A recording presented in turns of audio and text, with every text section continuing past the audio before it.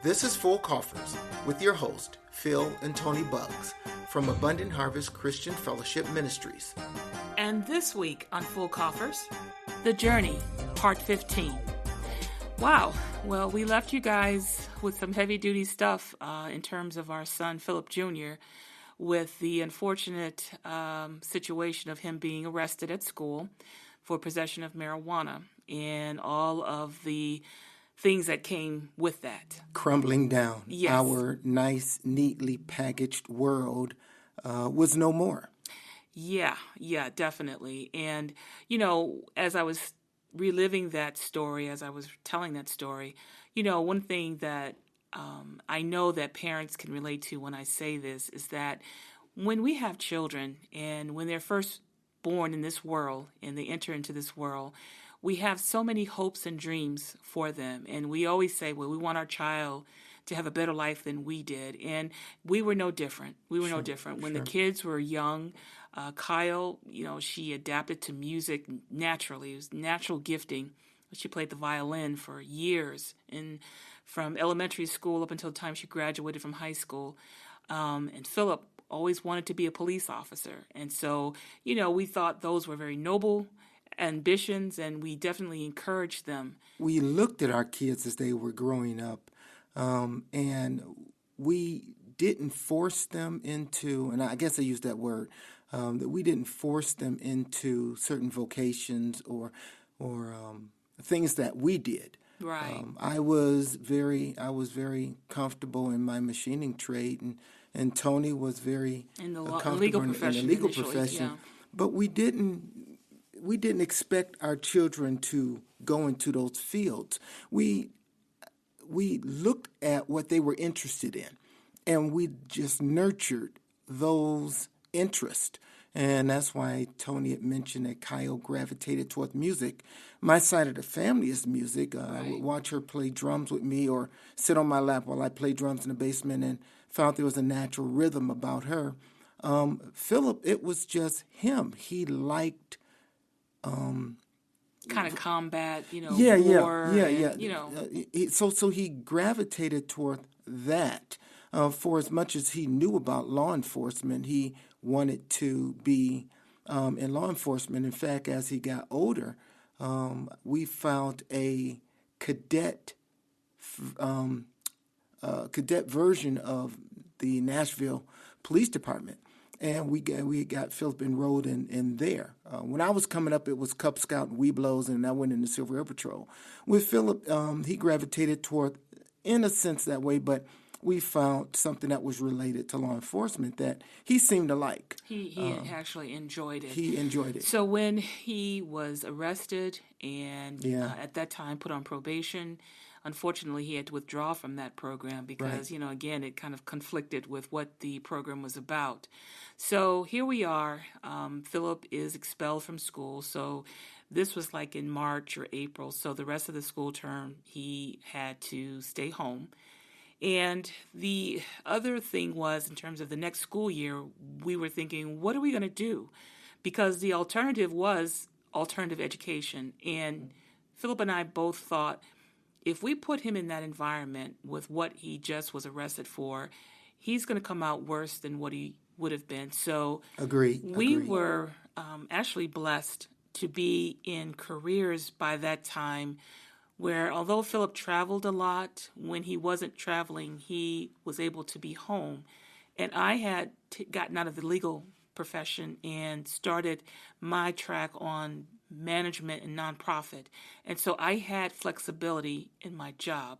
So we decided as a couple that we would make the sacrifice and homeschool Philip. And we were able to do that because we found out that to homeschool your child, one of you had to have a post-secondary degree. Right. Toni had just finished her bachelor's degree, and I was in the midst of getting mine. So we satisfied the criteria that allowed us the option to homeschool, because he couldn't have been homeschooled had neither one of us had some sort of post-secondary degree. So Exactly. that was a good thing for us. It was a blessing. It really was. And so we ordered the books that he would have used in his junior year. I made a schedule for Philip, and every single morning at 6:30, I would get that big rusty butt boy up. He would have responsibilities he would do, and we would have school for half the day, and the other time he would do other chores because again he was on pretty much lifetime probation with us at home too. you know That's Grass true. being cut, floors being mopped, Right. and so we wanted this experience to hit Philip home that although we still had a relationship with our son, but we also let him know how disappointed we were in his behavior. Now, in addition to the homeschooling, he was on probation. And so 3 times a week, Monday, Wednesdays, and Thursdays, I had to take him to a substance abuse class to talk about substance use and the detriments of being on drugs. We also had to check in with his probation officer once a week. And I must admit, I was not happy with that We component. were not happy with that component. We were not. Part of that, we started at the beginning to talk about things that we wanted for our children. And we're finding our lives are being not just temporarily interrupted, but changed in ways that would never be the same again. I mean, to have someone come in and actually monitor our parenting of our son, and that at first that's something that I definitely was not in agreement with, but because of the situation, I didn't have a choice in it. No, we didn't. As I had stated in the other podcast, our rights, basically as parents, they weren't terminated or anything like that, but No. they were taken. Amended. Yes. They were Whereas amended. we had to literally, and this is no joke, Philip was going to Bible study on Fridays with our next door neighbor, but we had to actually call the probation officer and ask permission Yep. if our son could go to Bible study. Now, Bible study was a part of our DNA. I mean, you go. Yep. But for us to have to ask a complete stranger of another culture, and I have to say that as well, whether or not our son could go to Bible study, and she basically dictated whether or not he went to Bible study. And there were times when she said no. Because of curfew. Exactly. And she, if I say I do, I understand it, that is a privilege. It's not a right. And I don't want to get off in the weeds of religious oversight and stuff, but the point behind it that we want to make very clear is that our ideal of growing up and what we wanted for our children, this was not part of that plan. No. So the constant adjustment, it's like that swervy cart you're trying to keep straight down the aisle, but life is going on and it's causing us to compensate for things that are happening in our lives that we didn't expect. And like Toni said earlier, that we have to change on a fly. We have to constantly adapt and adjust to the different things that are happening in our lives now that we did not plan for. And unfortunately, there is no manual, for this. No. I must admit, when Philip opened up and we talked about kind of our little neat package world, and that this experience pretty much unraveled that package. And I have to say it this way. Philip and I lived in kind of a white bread world. Prior to Philip being arrested, even the things that was happening at school and suspensions, we just assumed, at least I did, that eventually he would grow out of it and, he'll mature up, he'll man up and do the right thing. Because let's face it, he had a wonderful dad to have an example to follow in other strong men in his life. So we just assumed, that eventually he would just, stop this behavior, be mature, and be the man that we had hoped he would be. Because that's what we did. Right. That's what we did. We had no pattern of nonconformity. Right. Most of the people in and around our lives, they obeyed the law. If I say it like that, they understood right is right, wrong is wrong, and they abided by it. And they, for the most part, in terms of consequences, there weren't many because they always self-corrected. I'm oversimplifying it, but if I just say in our immediate family, there was no one that we knew of in Toni or my family that had any run-in with the law. At least not our immediate family. Well, that's what I'm saying. So people in our daily lives, right. We didn't know that world. Yeah. That was foreign to us. One of the things that came out of the situation that initially I wasn't on board with, that was family counseling.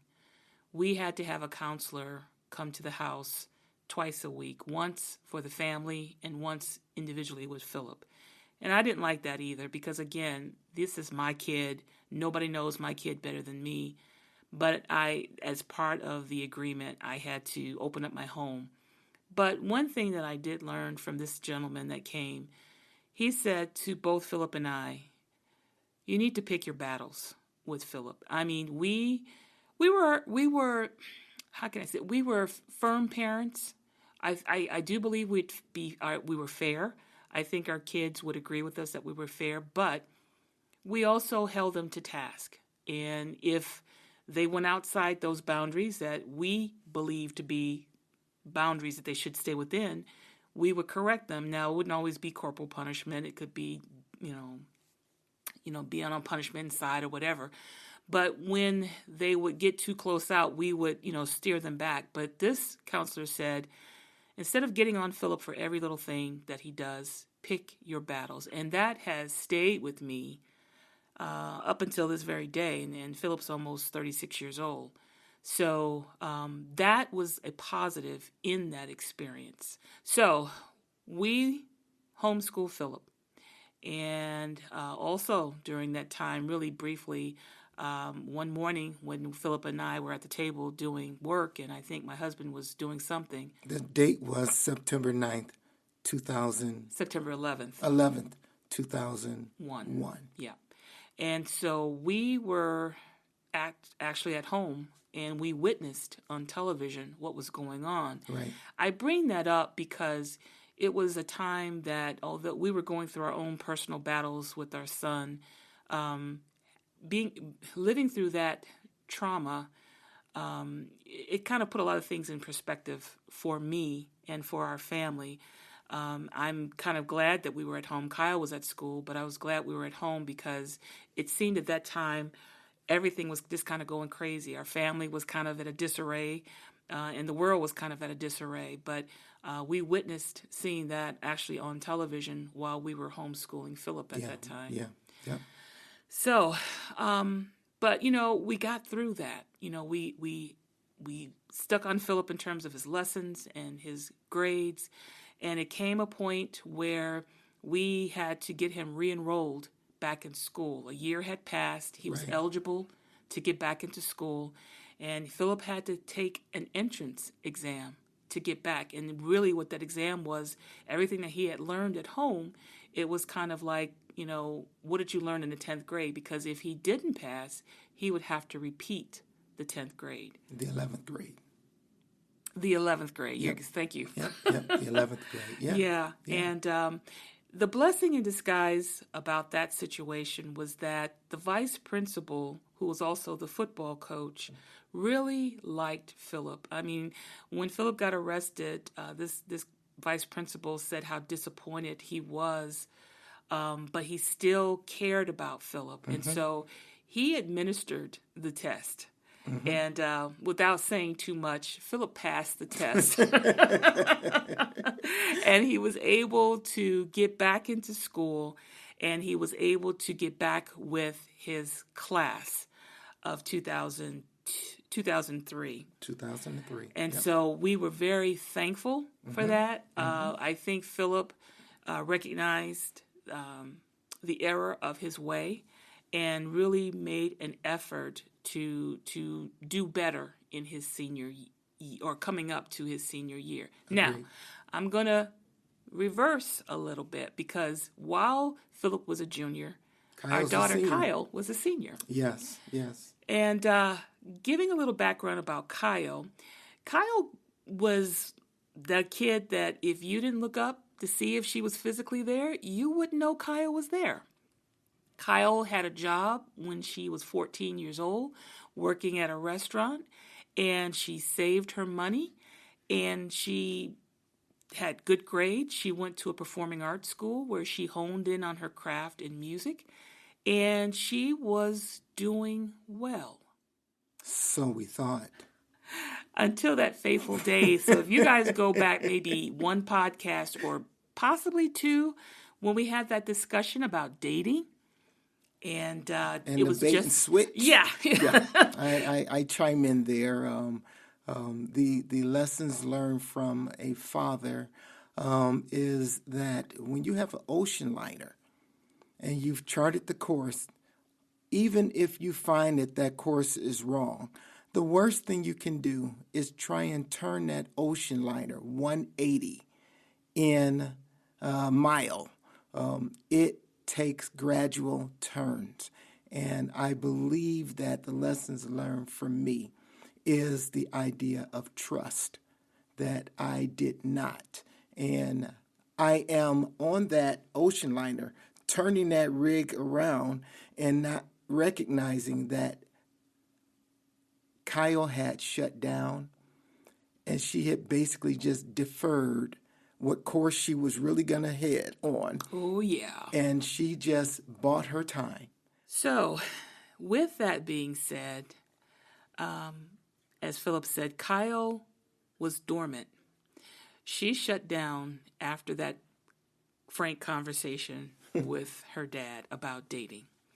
And she remained dormant for 2 years. Yep. And when she became a senior, she would turn 18 in March, but she started out at 17. She bought her own car, and the first day of her senior year, she went driving out in her Sable, and I was so proud of her. We both were so proud of her that she was beginning her new life. Now, mind you, Kyle, we thought that we were back on track. Back on track. Yeah, we thought we were back on track. We slipped up a little bit with Philip. Yep. And I thought that I had gotten our daughter straight when it came to relationships. Yep. Exactly. No one-on-one dating. You got to bring them home. You're gonna meet the father, the parents. They're gonna do those things. Life is gonna be back the way Philip and Toni thought it would be. So to speak, exactly. And I had, of course, when I mentioned that she started playing violin in the second grade, and she had learned to play piano at the school that she was going to. So multi-talented in music. I mean, this girl just exuded musical talent. And so she was starting her senior year at the Performing Arts School and was almost kind of like a mini Fame. They put on performances throughout the year and being a senior, They did. And when she drove away that morning, I envisioned her going to some type of conservatory in New York or something and becoming a professional violinist, which is very rare for an African-American girl. So I had high hopes for Kyle, despite the little hiccup we had. I'm thinking, like Philip said, yeah, we're back on track now. We got it. We got it like that. Yeah. Kyle, although talented and smart and beautiful, she didn't think she was any of those. No, she didn't. She had great self-esteem issues, self-worth issues. She did. Yep. And unfortunately, we didn't pick predators up on that. can see prey. Yeah. And Kyle, unfortunately, came across a lot of predators. And it was kind of one of those things where when a young man would say, "Hey, you're cute," Kyle would just instantaneously fall in love. And that, unfortunately, was the beginning of a cycle that would take her on a journey. And we'll talk about that as things go on. But she was working at a local restaurant at the time of her senior year. And we had been butting heads at home. Let's face it, she was, that dormancy was becoming alive again. And she saw the light at the end of the tunnel where I can get the heck out of these people's houses because when I get out, it's all about Kyle. Yep. And although, as Philip said, he had schooled her on the rules of men and how a man should be and treat her, and, and I would always tell her, look at your dad. He sets the good example of what you should be looking for. I never wanted her to find someone exactly like her dad. That's kind of weird. But make sure that if he's not doing X, Y, and Z, then you need to, tell him to hit the road. Unfortunately, when you are a person or a young woman that doesn't believe in yourself or have confidence in yourself, and that you're kind of overlooked, at the cafeteria table where the cute guy will come over and they're talking to all the cute girls. Now, he may see you, but you're not really the center of attention that these other girls are, and you are craving to have someone in your life.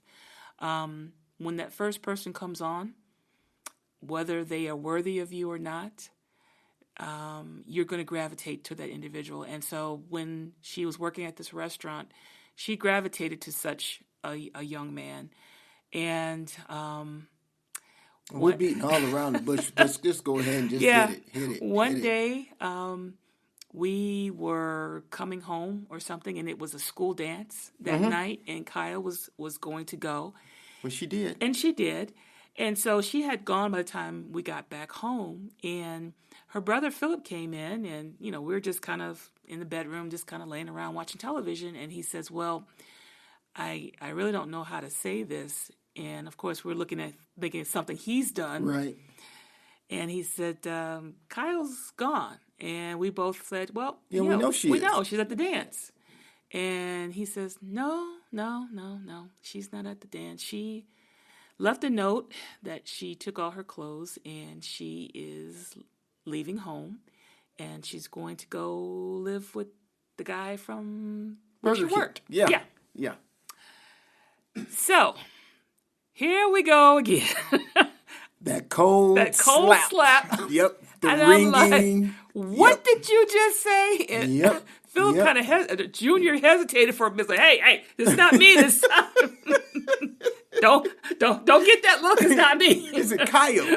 Kyle. I said, I'm here. Yeah.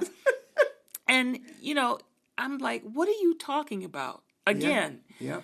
And he said that she took her clothes and she put them in a garbage bag and put them in the back of her trunk. Yep.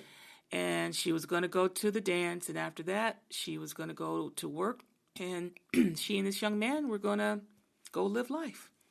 Now, mind you, this is either the end of the first semester or the beginning of the second semester.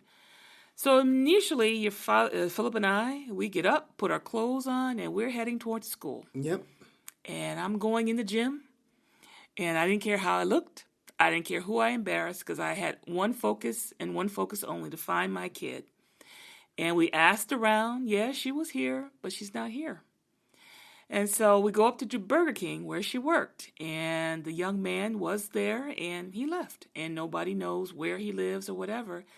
And Kyle did have a cell phone. And we were blowing up her phone. But she didn't answer. And mind you, coming back, we had these dreams. Yeah. We had these dreams. And starting in these dreams are tears at the side of the screen. And all of a sudden you see this horrendous creature tearing away all the beauty.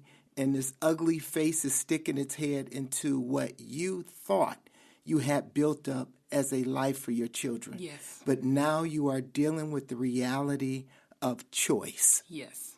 And choice is something that every parent has got to recognize is there, give it the respect it deserves, and adjust accordingly. Yeah. Because one thing you cannot do is take away someone else's choice. That is so and true. And that is what we were dealing with that night. We were dealing with something that Kyle said we could not take away. Yeah. Her choice. I choose to leave. Yes. I choose to do what I want to do. And there's nothing you can do about it. Yeah, that's pretty much what she did. And that is, I mean, you can take cold slaps in the face when life deals you blows. But when those cold slaps comes from the very child that used to throw up in the air and bring back down, that would love to get their hugs and kisses, and now you get stone-faced rejection. Yes. And this is reality. This is parenting. This is real life. And Toni and I, we are having to adjust and to come to terms. And before we can even work through it, we've got to give it the respect that it deserves of acknowledging its place in your life. So before as parents, we had all the control because our kids were under our roof. We had say so. Now we are entering a realm where we don't have that kind of, and I have this power. If I say it like, even though we didn't look at it like that, truth be told, it was because they had to do what we told them to do. It was definitely a changing of the guard. And, it really was. I was at the time, I was 37 years old. 41, 2001. I was 37. So I was relatively young still.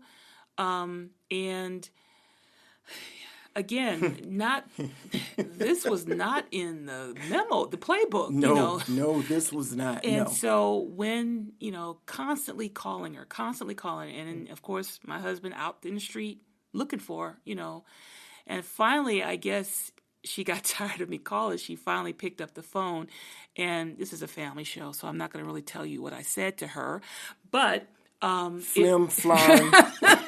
It wasn't pretty. On two fronts. One, you got my poor husband out in the middle of the night looking for you. Well, yes, two, that's what you do. Yeah, and two, who is this guy, and why is it that you feel necessary to leave the comfort of your home to go to someone that, you may or may not, So again, all of that came out, and once again, and I will say this, at that time, at 37, I had issues with my anger, and I basically, I told Philip where she was, and they were going to meet in a parking lot, and I told my husband, if you bring her home, it's not going to be pretty. So I suggest she stays out for a while, because I was just that angry with her. In my mind during that time, there was no reason for that behavior. There was no excuse or reason for that behavior. Now, of course, this is me talking. I wasn't in my daughter's shoes. I didn't put myself in her situation in terms of what she was going through. It was all about, I'm the parent, you're the child, you're being disobedient, and that's all there was to it. In your world. In my world, yes, which was very one-sided. Right. And as we deal with our journeys down the road, you'll see the conversion. But at that time, I didn't care. We were giving you food and shelter and clothing and a good home. And what was parents. he giving you? Yeah. And it's what could he do? So again, not putting myself in her shoes, just looking at it from one vantage point. And so as a result of that, Kyle did have to stay in a hotel for 3 days. With her money. Yes. She had to get up and go to school, and because it was just too much for me to take. I think the combination of dealing with, still reeling from Philip, it's kind of like, when is this going to end? And I have to say this, and I'll give you a little bit of a heads up. It's just the beginning. Yes, we talk about the lost age of innocence. People, we are now in the kiln, the flame. We thought that this was bad. Stay tuned. I mean, we kept saying it can't get any worse. Oh, Lord. Oh, yeah. It can. That the Fahrenheit continued to go up as we start to tune out or come in to land from this segment. Yes. We want to, I don't think so much leave you, but at least start to pause on how much more we will talk about this part of our lives, but recapping just the idea that what we thought we would be enjoying at our daughter's graduation looking back on my graduation. Yeah. And in fact, it was a graduation that Toni and I started going together just a few months before. So as beautiful as we talked about how our experience in high school was, we had no clue that our children's graduations in high school and those years would be starkly different from the life and the experiences that Toni and I had.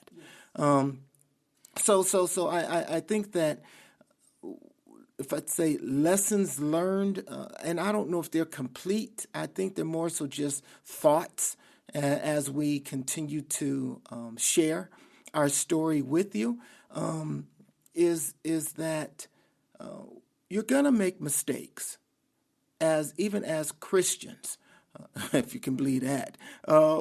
We make mistakes, and we have to admit them, learn from them, and move on to not make those again, because there'll be others that you're going to make.